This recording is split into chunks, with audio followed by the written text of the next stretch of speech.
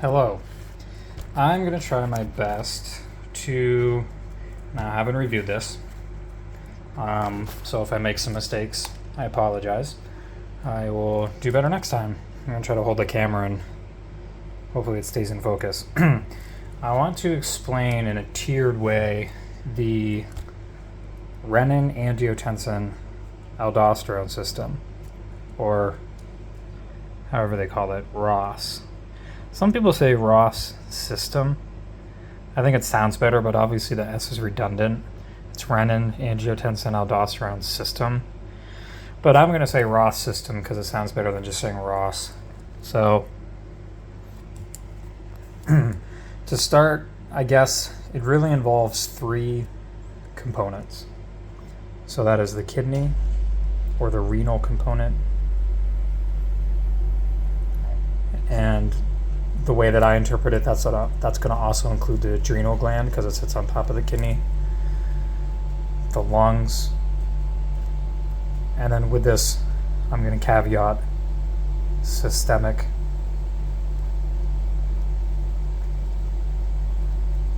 And then lastly, the brain, but more specifically, the pituitary gland. So, I guess we'll start out by drawing an exact replica of a kidney. There it is. Looks just like one. An epithelial lining, and then throughout the cortex of the kidney, there are cells. Everybody's heard of the renal tubules and the nephrons, the functional units of the cells. But there's components that are responsible for sensing changes in hemodynamic status. So the first cell that does that, and I'm going to abbreviate it because I'm not exactly sure how to spell it, but it's the juxtaglomerular cell, JG cell. It's a mouthful, JG cell. I'm going to write the other two, but then I'm going to explain them one by one. So the second one is just what I'm going to call a nerve cell, because it doesn't really matter what the cell is actually called. They're cells that respond to stimulus, the sympathetic nervous system, so nerve cell. And then lastly, these are, what are they called? Macula densa cells, MD cell. That's what I wanted to be many moons ago. So the juxtaglomerular cell, I guess we'll draw little arrows like this. So these sense a decrease in circulating volume. So we know that there's many types of shock. You could have low fluid from dehydration. You could have vasodilation. You can have a decrease in the blood volume if you've had a hemorrhage, neurotone of vasculature and all that stuff. But either way, they detect a decrease in volume, low volume states, i.e. low cardiac output or a decrease in fluid. Because a low volume state could also be caused from a pump failure to pump the fluid to begin with, right? So these juxtaglomerular cells secrete an enzyme called renin. That's the first R in the RAAS system. There it is, renin. And when renin is released and it circulates in the body, now I want to add that this person has a low output state to begin with, or low volume, right? So it's possible that renin and all of these other molecules might not be circulating that well in the body because the whole body's not circulating well, right? So that includes all of these molecules. So you might end up, if you catch it early enough, with a collection of renin, aldosterone, all these other enzymes. And then if you give this patient exogenous vasopressors like norepinephrine, epinephrine, dobutamine, you might increase their perfusion enough to increase the speed at which these are delivered through the cells, or sorry, to the body. So, you might start somebody who's a normal, healthy adult, age 35, no previous conditions, and they're suffering an acute injury. They're going to have tons of this on reserve because their bodies presumably function at homeostasis pretty well. You might circulate an excess of these molecules, and you might accidentally overshoot your blood pressure. And then a lot of people, when this happens, say your blood pressure wants to be here, right at like 100, they get a little scared, they decrease the pressors, and then you get this rebound hypotension. And then it's like, crap, let's put it up to even more even more than before. You get more hypertension. And you're just riding this roller coaster. This is obviously what you want to avoid, because studies have shown that any instance of hypotension in your brain bleed patients or patients that have profuse acidosis from shock drastically increases mortality. You also want to avoid hyperperfusion because whatever the insult was to begin with that caused all of this to start, this is going to exacerbate it. If you had a bleed, it's going to increase bleeding and maybe bust clots. If you had an infectious organism in your body, it's going to increase the distribution of that, because it's likely at this point you're not giving antibiotics. What are some other ones?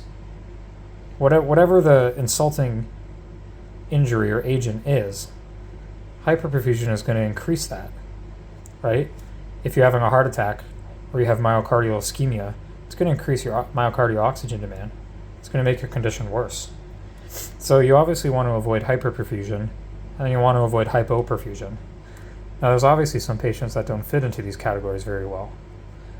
Those are patients that take medications, beta blockers, ACE inhibitors. Some patients never compensate like they should because of the medications that they're taking. As you get older, 65 to 80 years old and over, your ability, just like your ability to grow hair, reduces everything in your body as you get older. So your ability to use this system to compensate is going to go down. If you're a kid and you have a immature immune system, or you have debilitating morbidities or other illnesses that decrease your body's ability to function as a whole, it's going to obviously decrease your body's ability to function here. People that only have one kidney, people that have substantial lung disease, because like we'll get into in a little bit, some of these molecules are produced in the lungs. And then all your other comorbidities. So, unless you're a walk and talking 30-year-old that was healthy 5 minutes ago, the point of all of this is that you might see highs and lows that you didn't expect. The recommendation is to not base your treatments necessarily on what you think might happen. Obviously follow your protocols and the evidence-based medicine that's out there, but just keep in the back of your mind in your toolbox that if you overshoot and then undershoot, or you're trying to control this roller coaster, then maybe something else is going on, or there's something you missed. It always could be another illness or another injury. But just keep it in the back of your mind that not everything in medicine is static. It's not all black and white. So, continuing, your body releases renin. As renin circulates through the bloodstream, it's going to reach its target cells, and the target cell it really wants to reach is the liver. That's exactly what a liver looks like. Your liver has these specialized cells that create angiotensinogen. Angiotensinogen. It's responsible for cleaving molecules to form the first step of this out of the liver, angiotensin 1. Yep. Roman numeral 1. Angiotensin 1. Angiotensin 1 by itself will circulate throughout the body. It causes very minimalistic effects on an increase in blood pressure. So it does have some. So we'll give it like 1 plus. Maybe not even a plus. Maybe just a half a plus. But it's not like it does nothing. Where it really gets its bang for its buck is when it arrives at the lungs.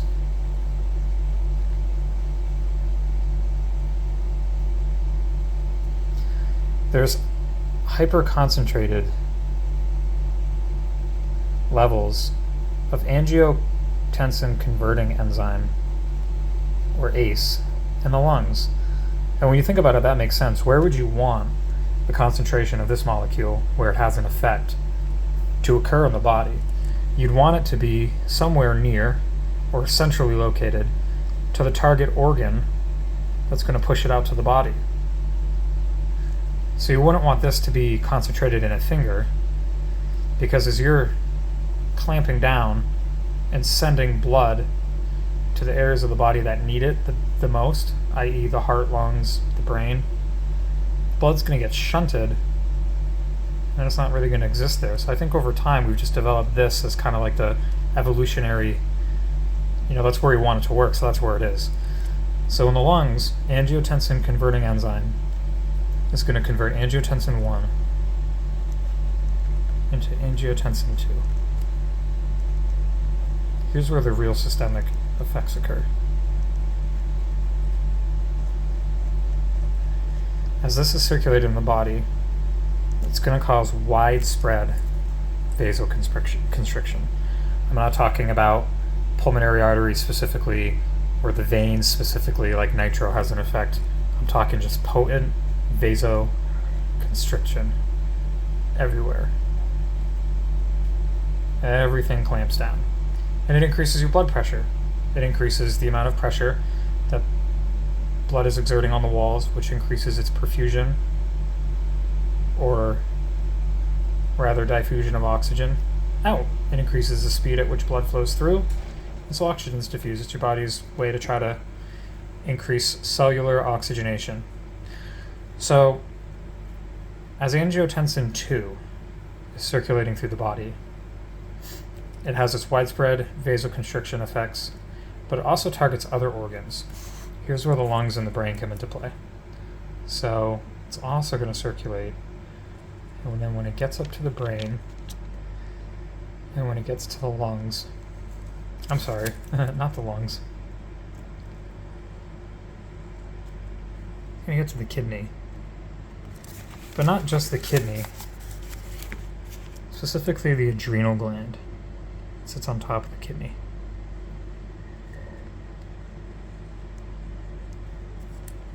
When that happens, angiotensin 2 is going to signal the adrenal gland to produce an enzyme called aldosterone.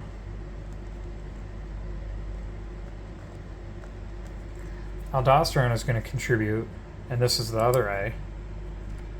Renin, we hit angiotensin. Aldosterone system. That's all three. And then aldosterone is going to do what all this other stuff has done. Aldosterone.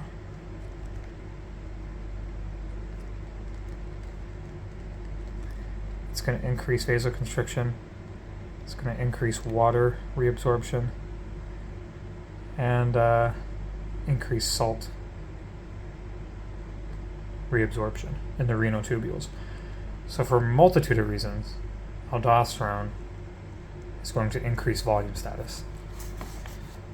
Lastly, when angiotensin 2 arrives at the brain, it's going to stimulate the pituitary gland to secrete ADH, antidiuretic hormone. Now that one's a no-brainer. Just sound it out. So antidiuretic hormone. That's going to cause the renal tubules of the kidneys, there's my kidney, here it is, to hang on to water. Because we know that where water goes, salt follows. Then it's going to hang on to salt, which is inherently going to pour more water in. So this is all about reabsorbing water. And then water is going to cause the vessel to be more full. It increases the pressure and the ability of the molecules inside this circulating fluid to offload oxygen and to receive waste. So, I'll do the kidney one more time, just briefly summarizing everything. The RAAS system. The kidney recognizes... Oh, I didn't go into these two. So, the kidney recognizes in 3 different ways that it needs to secrete renin. The first one that I just explained was the juxtaglomerular cells, which recognize low volume states. That could be from sepsis, bleeding, pump failure, cardiogenic shock, MI, anything that decreases the amount of circulating volume that's going to the heart. That's going to the kidneys. Nerve cells, sympathetic nervous system, fight or flight. Any insult, illness, or anything that's different or out of the normal from homeostasis, your sympathetic nervous system activates. It releases catecholamines, right? Your norepinephrine and your epinephrine. That's going to increase your heart rate, increase the vasoconstriction, increase the amount of blood that flows back to the heart, hopefully circulating these molecules. And hopefully you've stopped whatever process was causing them to be hypotensive to begin with, and you started rectifying it. Lastly, your macula densa cells. These detect low sodium. So you have cells that are specialized to detect low sodium. Why are they detecting low sodium? Well, if you lose a liter of blood, the sodium goes with it. Goodbye, sodium. You now have 4/5 of the sodium you had before. So that's one way. Another way, what about just simply blood moving slower? If your cardiac output's reduced. The amount of time that it takes fluid to move across a gradient is directly proportional to how much of that molecule you're talking about moves across. It's like taking a picture when you're driving on the interstate going 60 miles an hour. Maybe 1 out of every 10 pictures is going to come out clear. Versus if you're driving 10 miles an hour, every single picture that you take is going to come out clearly. So you're going to diffuse more sodium the slower that the blood moves. So in that way alone, even though you're actually not low in volume, maybe a heart attack's just preventing your heart from pumping, this system will still activate. So low sodium, macula densa cells. So your kidney detects low volume, low sodium, and that something's wrong. Fight or flight. And it says, hold the phone, let's put renin into the central circulation. When it reaches the liver, angiotensinogen is activated and creates angiotensin 1. As that circulates through the blood and reaches the place where it's primarily concentrated, the lungs, angiotensin converting enzyme, or ACE, is going to turn angiotensin 1 into angiotensin 2, which is a very potent vasoconstrictor. There's the vasoconstriction. As it circulates throughout the body, it's going to cause a couple of other cascading effects in other parts. It's going to cause the brain, i.e. the pituitary gland, to release antidiuretic hormone, which literally just causes the renal tubules to absorb water. I don't remember if it's like the distal convoluted tubule or what it is. But anyways, ADH hangs on to water, antidiuresis makes sense. And then it's going to reach not the kidney, but the adrenal gland on top of the kidney. You can remember that because there's an adrenal, there's an A and an L. Adrenal. Begins with an A, ends with an L. Adrenal. There's an A and an L in aldosterone. So the adrenal gland is going to release aldosterone. Aldosterone is going to cause more reabsorption of sodium, more reabsorption of water, and more vasoconstriction. So that's the RAAS system. But just keep in mind that when angiotensin II is in the body, it activates the pituitary gland to release antidiuretic hormone. So it's not directly part of the RAAS system, but you don't get as much of this without the RAAS. And then you get more of this with the RAAS. So I think they kind of go hand in hand, and I think they should always be included with each other. And I think that's it. And then remembering that the specialized cells are the juxtaglomerular cells for volume, nerve cells for some sort of stimulus that shouldn't have been occurring, fight or flight, macula densa for sodium, antidiuretic hormone released by circulating angiotensin II, and then this gets created primarily in the lungs by the angiotensin converting enzyme. So, and I talked about some things that could alter the ability of your body to do this, like taking an ACE inhibitor, or being sick in general, and being sick for 4 or 5 days, and then depleting all of these and having none left. Or having them all kind of pooling somewhere, and then rapidly increasing your circulation like RAAS, or giving too much exogenous vasopressors and then overshooting your blood pressure. That's it. 22 minutes.